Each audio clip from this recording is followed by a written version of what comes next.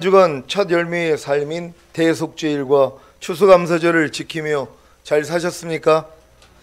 이 질문에 여러분이 대답을 하기 위해서는 먼저 여러분이 첫 열매가 되었어야 하고, 대속죄일과 추수감사절의 의미가 무엇이고, 또한 대속죄일과 추수감사절을 지키는 것의 의미가 무엇인지를 알아야 가능한 것입니다.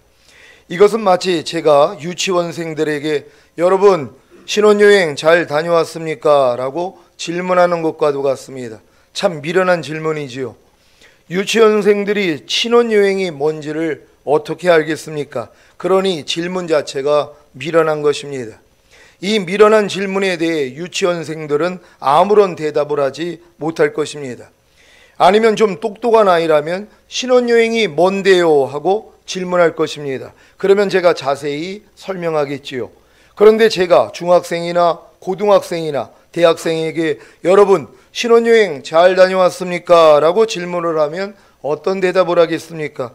아니 목사님, 저희가 결혼도 하지 않았는데 어떻게 신혼여행을 갑니까? 하지 않겠습니까? 그러면 저는 제 질문 자체를 부끄러워할 것입니다. 여러분 신혼여행 잘 다녀왔습니까? 라고 하는 제 질문이 부끄러움이 되지 않으려면 진짜 신혼여행을 다녀온 신혼부부들에게 질문을 하는 것입니다. 그러면 여러 가지 대답을 듣게 되기에 함께 공유하며 즐거워할 수 있을 것입니다. 여러분 중에도 제가 지난 한 주간 첫 열매의 삶인 대속죄일과 추수감사절을 지키며 잘 사셨습니까? 라고 질문을 하면 이 질문이 뭔지도 모르는 분들이 계실 것입니다. 그러면 아무런 대답도 하지 못할 것입니다. 여러분 중에는 솔직하게 목사님 첫 열매의 삶인 대속죄일과 추수감사절을 지키며 사는 것이 무엇입니까? 하고 질문하는 아주 영특한 분들이 계십니다. 그러면 제가 자세히 설명하겠지요.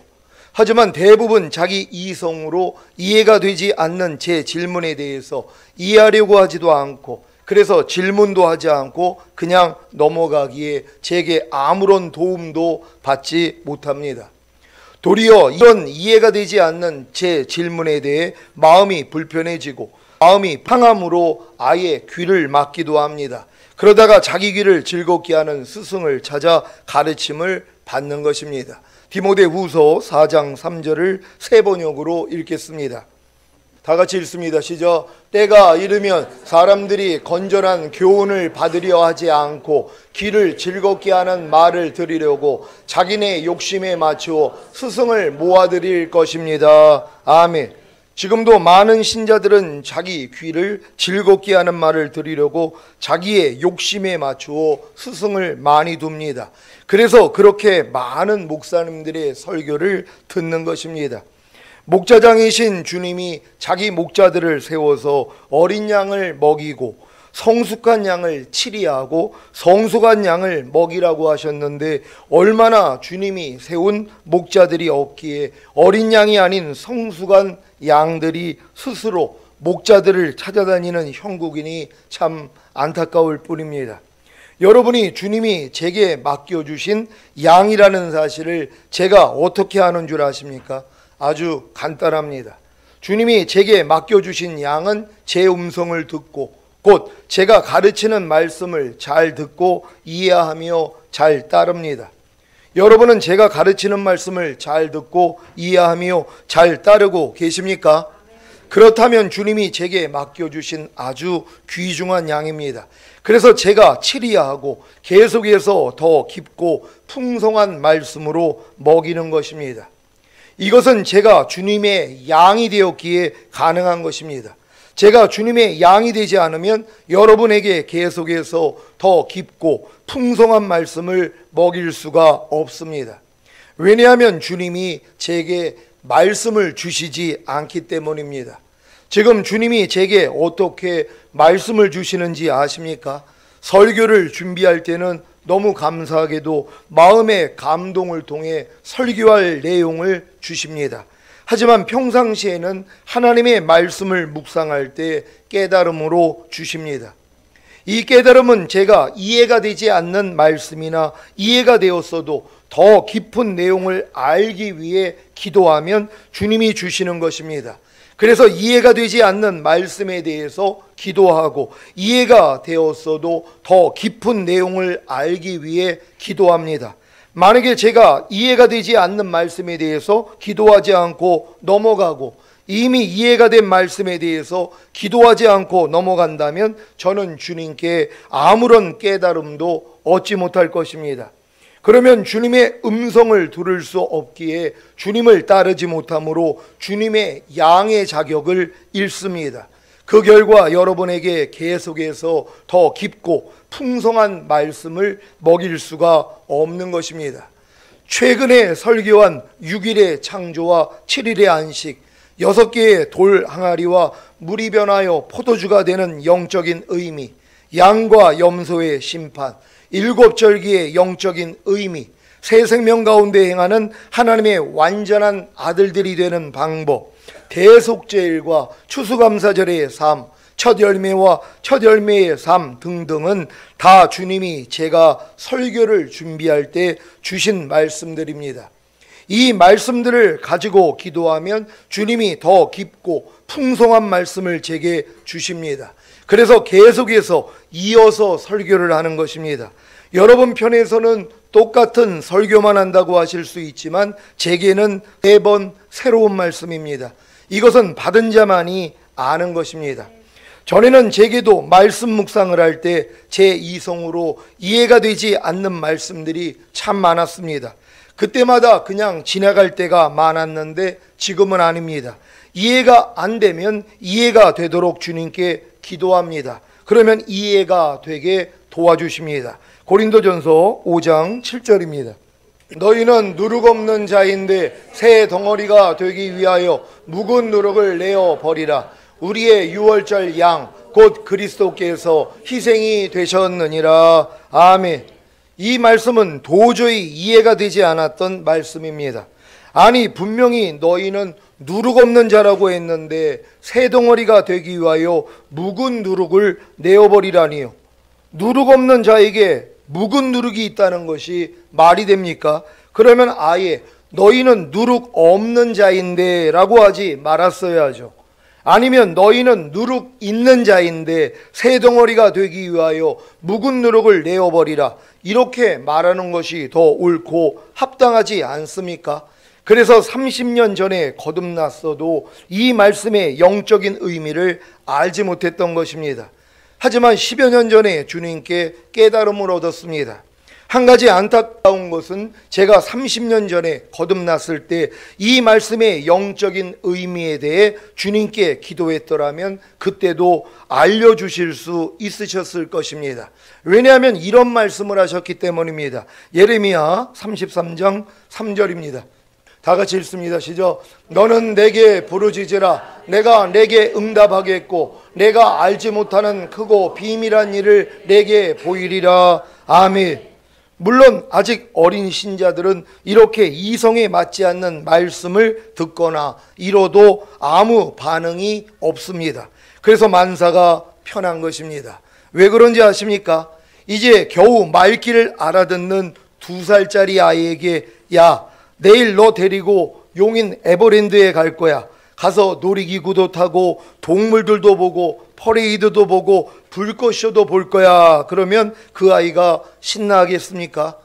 적어도 6살은 돼서 이미 이곳저곳을 가보고 놀이기구가 뭐고 동물이 뭐고 퍼레이드가 뭐고 불꽃쇼가 뭔지를 알아야 야, 내일 너 데리고 용인 에버랜드에 갈 거야. 가서 놀이기구도 타고 동물들도 보고 퍼레이드도 보고 불꽃쇼도 볼 거야. 그러면 야, 신난다 하며 즐거워하지 않겠습니까? 이해가 되십니까? 이제 겨우 말귀를 알아듣는 2살짜리 아이에게 엄마가 울면서 아빠가 오늘 교통사고로 돌아가셨어 하면 슬퍼하겠습니까? 아무런 반응이 없는 것입니다. 단에서 선포되는 말씀에 대해 아무런 반응이 없다면 아직 어린아이이고 부정적이거나 긍정적인 반응이 있다면 성장한 것입니다.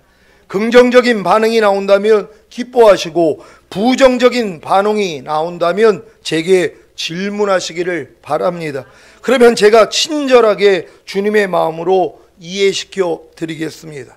여러분이 단에서 선포되는 말씀을 통해서 전혀 반응이 없는 분들이 있단 말이에요. 왜요? 아니 이해가 안 되니까는요. 제가 지금 영어를 잘 못해요. 영어 설교하는 분들 앞에 가가지고 내가 앉아있으면 전혀 못 알아들어요. 단어 몇 개, 몇 구절 정도 귀에 들어온단 말이에요. 그러니까 전혀 이해가 안 된단 말이에요. 당연하죠. 그러니까는 저 모르고 그냥 넘어가는 것이란 말이에요. 여러분도 마찬가지예요. 여러분 믿음이 아직 어리면 단단한 음식은 들어도 잘 이해가 안 된단 말이에요. 그러니까 영적인 그런 내용의 말씀들은 이해가 안 돼요. 근데 어떤 사람들은 이해가 되니까는 너무 기쁘고 감사하니까 긍정적인 또 반응이 나온단 말이에요. 근데 어떤 사람들은 뭐예요? 부딪힌단 말이에요. 그러니까 뭐예요? 부정적인 또 반응이 나온단 말이에요. 근데 여러분들은 지금 제가 전하는 말씀이 여러분 마음을 상하게 하고 불편하게 하고 여러분의 평강과 희락을 잃게 해도 여러분들은 알잖아요. 자기 마음을 믿지 않으니까는요.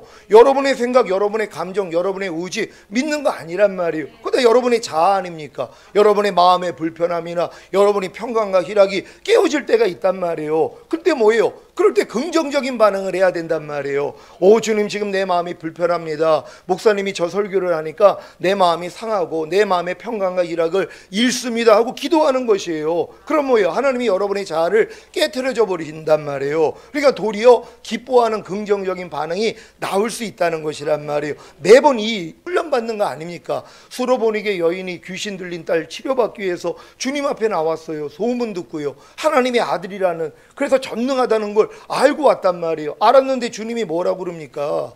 그 많은 사람 앞에서 소리 지르면서 나오니까는 예수님이 자녀의 떡을 취하여 개들에게 던짐이 마땅치 않다. 개 취급을 한 거예요. 그러니까 개 취급을 당하면 어떤 반응이 나옵니까? 부정적인 반응이 나와야죠. 아니 하나님의 아들이라는 자가 아니 사랑이 많다고 전능하다고 소문 듣고 찾아서 여기까지 왔더니 아니 나를 감히 개 취급을 해? 하고 뭐예요? 물어버리든가 아니면 지져버리든가 아니면 떠나버릴 것이란 말이에요. 근데 그 여인은 뭐라고 합니까?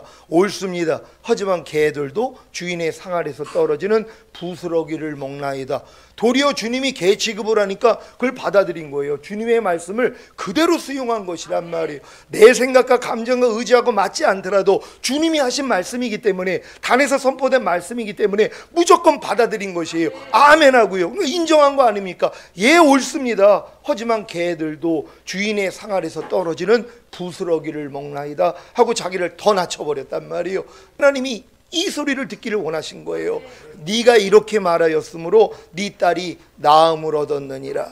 그 시간에 치료가 일어났다는 것이란 말이에요. 테스트하신 것이란 말이에요. 하나님이 여러분에게 복을 주시기 위해서는요 테스트가 일어난단 말이에요. 개 취급을 당해야 되는 것이란 말이에요. 어떤 환경을 통해서 상대의 말과 행동을 통하여 개 취급 당할 때 얼마나 많이 있냔 말이에요. 그러면 불편해지는 거예요. 그럼 물기도 하고 짖기도 하고 아니면 떠나기도 한단 말이에요. 근데 뭐예요? 낮추는 거예요. 하나님 참새 한 마리도 허락 없이 떨어뜨림이 없는데 이런 일을 허락하신 것도 하나님이십니다. 내가 이 일을 통하여서 내가 잠잠하겠습니다. 그랬더니 하나님이 뭐예요? 은혜를 주시더란 말이에요. 여러분의 자아가 깨진단 말이에요. 그랬더니 주님만 나오는 거 아니에요? 오른편 맞았더니 왼편 돌려, 억지로 오리 가자면 심리 가져, 누가 나를 핍박하면 저주하지 않고 축복해, 악을 악으로 욕을 욕으로 갚지 말고 도리어 복비로, 이런 말씀들이 여러분 안에 탄생하는 순간이란 말이에요. 이 말씀이 탄생하기 전에 마지막으로 마귀가 뭐예요? 유산시키려고 역사를 하는 거예요. 해산의 수고를 통하여 탄생을 해야 되는데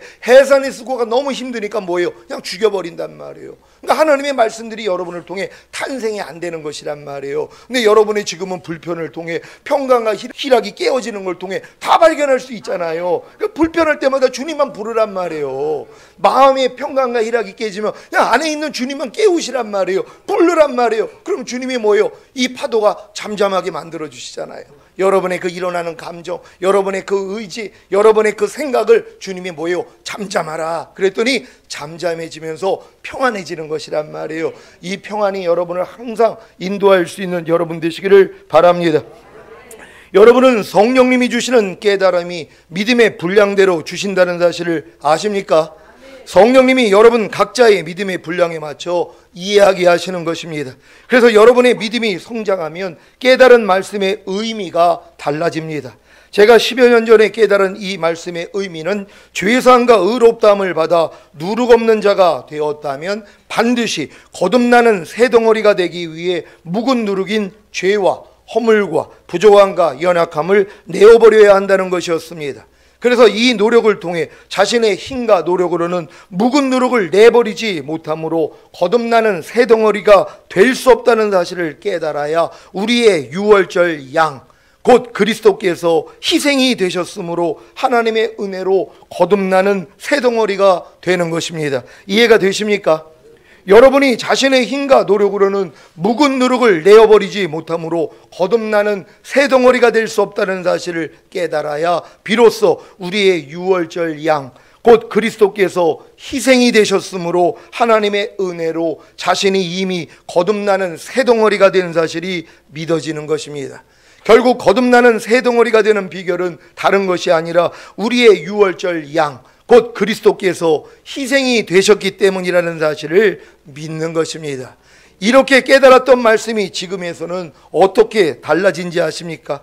하나님의 은혜로 거듭나는 새 덩어리가 되어 영이 누룩 없는 자가 되었다면 성령 세례받는 혼의 구원을 얻는 새 덩어리가 되기 위해 묵은 누룩을 내어버려야 한다는 것입니다. 이 단계에서 묵은 누룩은 무엇입니까? 하나님의 나라를 유업으로 얻지 못하게 하는, 곧 하나님의 나라가 혼안에 임하지 못하게 하는 육체의 일들과 모든 불의입니다. 그래서 이 묵은 누룩을 내어버리는 노력을 통해 자신의 힘과 노력으로는 묵은 누룩을 내어버리지 못함으로 성령 세례받는 혼의 구원을 얻는 새 덩어리가 될 수 없다는 사실을 깨달아야 우리의 유월절 양, 곧 그리스도께서 희생이 되셨으므로 하나님의 은혜로 성령 세례받는 혼의 구원을 얻는 새 덩어리가 되는 것입니다. 그리고 하나님의 은혜로 성령 세례받는 혼의 구원을 얻는 새 덩어리가 되어 혼이 누룩 없는 자가 되었다면 성령 충만받는 몸의 구원을 얻는 새 덩어리가 되기 위해 묵은 누룩을 내어버려야 합니다. 이 단계에서 묵은 누룩은 무엇입니까? 하나님의 나라를 유업으로 얻지 못하게 하는, 곧 하나님의 나라가 몸 안에 임하지 못하게 하는 육체 일들과 모든 불의입니다. 그리고 모든 이론과 하나님 아는 것을 대적하여 높아진 것들과 모든 생각과 죄의 몸, 곧 보고 듣고 말하고 생각하고 행동하는 몸을 통해 들어오는 죄들입니다. 그래서 이 묵은 누룩을 내어버리는 노력을 통해 자신의 힘과 노력으로는 묵은 누룩을 내어버리지 못함으로 성령 충만받는 몸의 구원을 얻는 새 덩어리가 될 수 없다는 사실을 깨달아야 우리의 유월절 양, 곧 그리스도께서 희생이 되셨으므로 하나님의 은혜로 성령 충만받는 몸의 구원을 얻는 새 덩어리가 되는 것입니다. 그리고 하나님의 은혜로 성령 충만받는 몸의 구원을 얻는 새 덩어리가 되어 몸이 누룩 없는 자가 되었다면 전인 구원인 온 영과 혼과 몸의 구원을 얻는 새 덩어리가 되기 위해 묵은 누룩을 내어버려야 합니다. 이 단계에서 묵은 누룩은 무엇입니까? 항상 기뻐하지 않고 쉬지 말고 기도하지 않고 범사에 감사하지 않고 마음으로 오는 죄를 이기지 않고 몸으로 오는 죄를 이기지 않는 허물과 죄입니다. 그래서 이 묵은 누룩을 내어버리는 노력을 통해 자신의 힘과 노력으로는 묵은 누룩을 내어버리지 못함으로 전인 구원인 온 영과 혼과 몸의 구원을 얻는 새 덩어리가 될 수 없다는 사실을 깨달아야 우리의 유월절 양, 곧 그리스도께서 희생이 되셨으므로 하나님의 은혜로 전인 구원인 온 영과 혼과 몸의 구원을 얻는 새 덩어리가 되는 것입니다. 그리고 하나님의 은혜로 전인 구원인 온 영과 혼과 몸의 구원을 얻는 새 덩어리가 되어 영과 혼과 몸이 누룩 없는 자가 되었다면 주님이 공중으로 강림하실 때 신령한 몸으로 휴거되는 영화의 구원을 얻는 새 덩어리가 되기 위해 묵은 누룩을 내어버려야 합니다.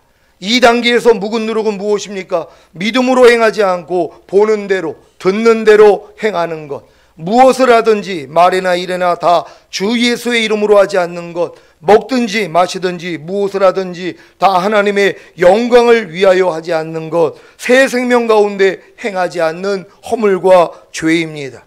그래서 이 묵은 누룩을 내어버리는 노력을 통해 자신의 힘과 노력으로는 묵은 누룩을 내어버리지 못하므로 주님이 공중으로 강림하실 때 신령한 몸으로 휴거되는 영화의 구원을 얻는 새 덩어리가 될 수 없다는 사실을 깨달아야 우리의 유월절 양, 곧 그리스도께서 희생이 되셨으므로 하나님의 은혜로 영화의 구원을 얻은 새 덩어리가 되는 것입니다.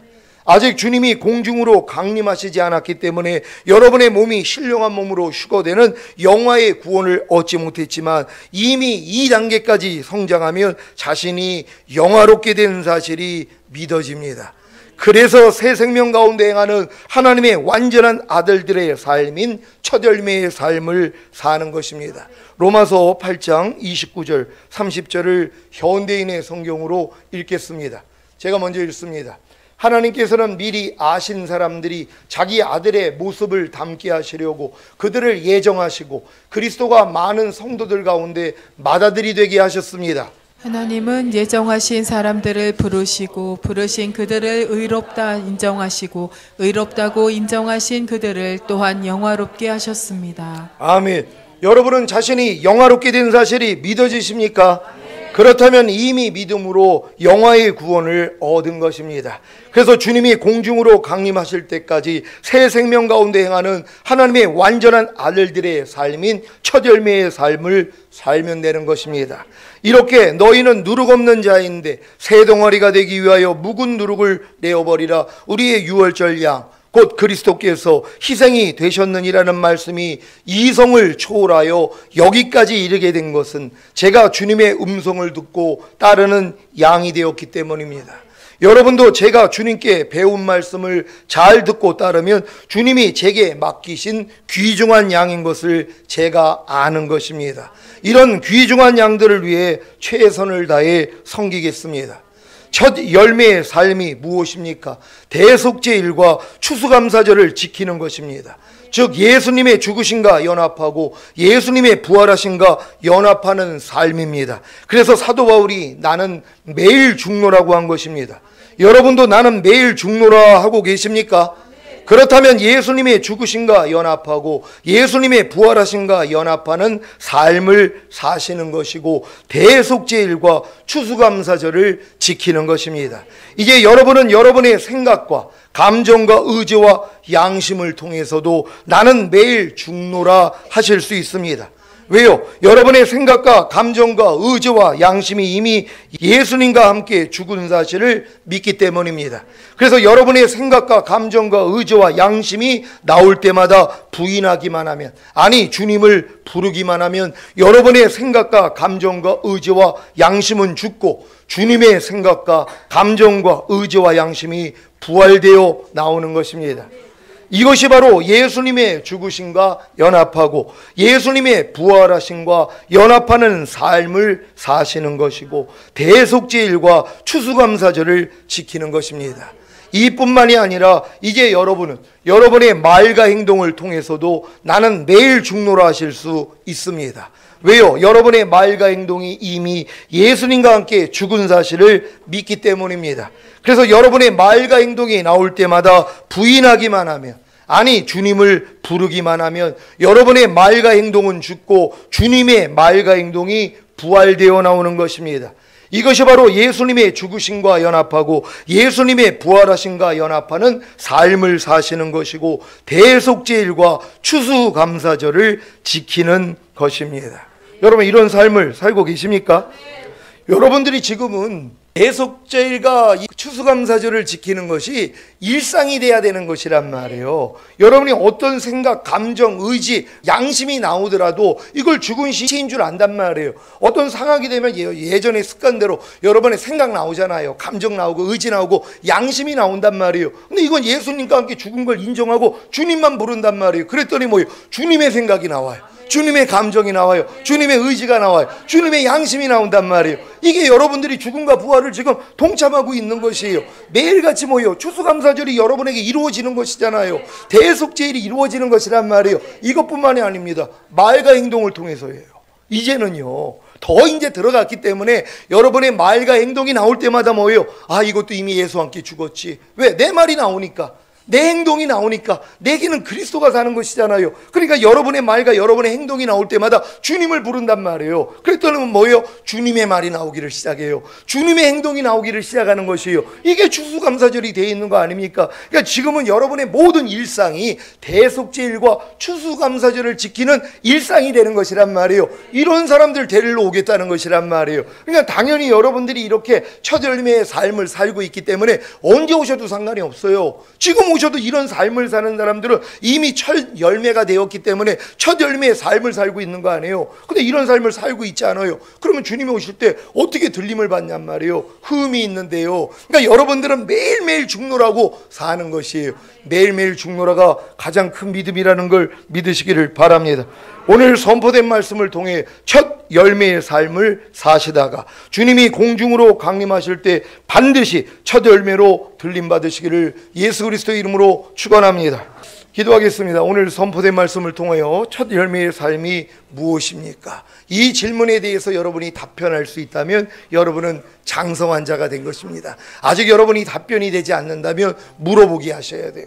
주변에 이 질문에 답을 가지고 있는 분들이 얼마나 많이 있습니까? 물어보세요. 또한 저한테도 물어보세요. 친절하게 알려드릴 것입니다. 그래서 다 알아야 되지 않겠습니까? 그래서 주님 오실 때 우리는 한 사람도 남김없이 우린 첫 열매로 휴거될 것입니다. 주여 한번 해주시고 기도합니다.